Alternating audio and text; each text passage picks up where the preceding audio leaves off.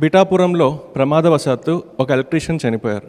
చనిపోయిన తర్వాత ఆయనకి కాంపెన్సేషన్ ఇచ్చారు. జిల్లా కలెక్టర్ గారు ఫోన్ చేసి సార్ ఆ ఇష్యూ క్లియర్ అయిపోయిందని చెప్పారు.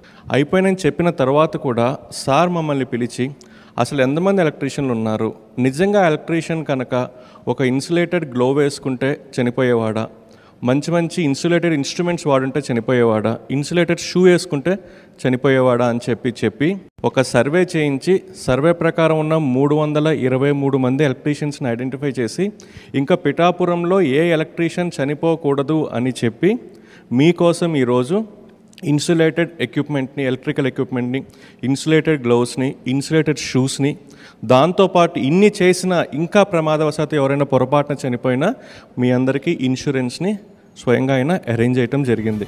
అంటే మిమ్మల్ని వేడుకుంటూ ఉన్నాను, ఎందుకంటే మీ ప్రాణాలు పోతే తిరిగి రావు, తీసుకోవడం జాగ్రత్తలు తీసుకోండి అండ్ సేఫ్టీ ఎక్విప్మెంట్ దయచేసి వాడండి.